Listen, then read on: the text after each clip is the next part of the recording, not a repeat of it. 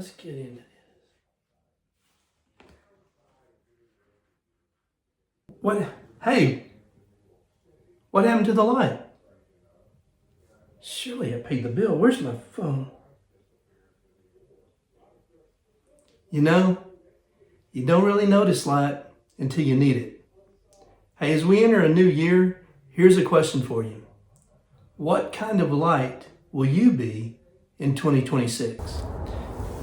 Hey guys, welcome back to Real Adventures with Rich for another Reflections video. If you would, please hit the like button. It's the only thing YouTube cares about. So with that, let's get into today's reflection. You know, there are all kinds of lights in our lives. Some lights are helpful, like the lights along a park trail at night. They don't change the path. They just help you see where to go. And then there are warning lights, like the lights in my truck. Low washer fluid, not bad. Engine light, I can ignore it for a while until I can't. They're not there to punish me. They're there to protect me. And then you have lights that you don't want to ever see, like the lights from an ambulance or fire truck, and definitely the lights from a police car in your rearview mirror.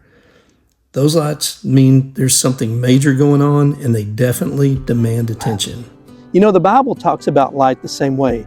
There's light that guides, there's light that warns, and there's light that reveals truth, whether we're ready for it or not.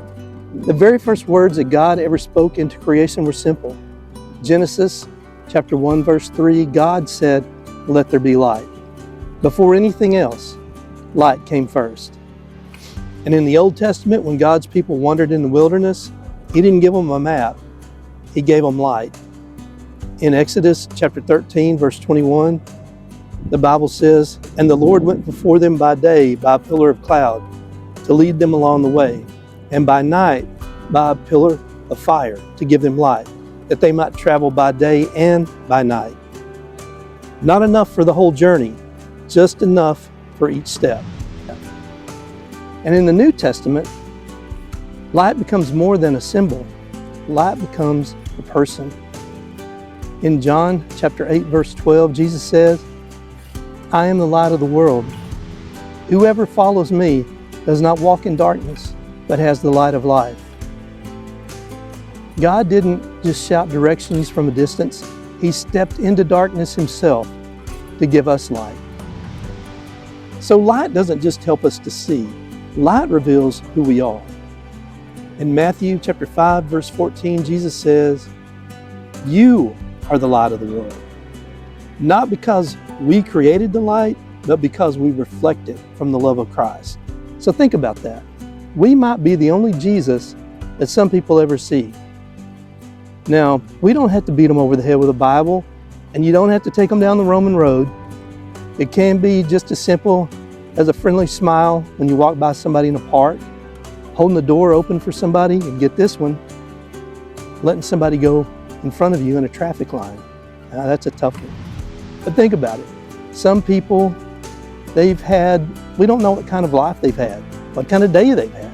So that little spark of light might be just what they need to help them find their way in a dark world. So as we've talked about the different kinds of light, we've talked about light that guides, there's light that warns, and there's light that demands change. Kind of like that engine light in my truck that I need to check out. So as we start a new year, guys, here's a question for you. Ask yourself, what kind of light will you be in 2026? Will you be a helpful light, a warning light, or a steady light to help somebody find their way? Hey guys, thanks for watching today's video. If you would, please hit the like button and share and subscribe to the channel if you haven't already done so. It just helps my channel grow, and I appreciate all your support. So until next time, guys, I wish you calm waters, safe trails, and may God bless you and your family. Thank you.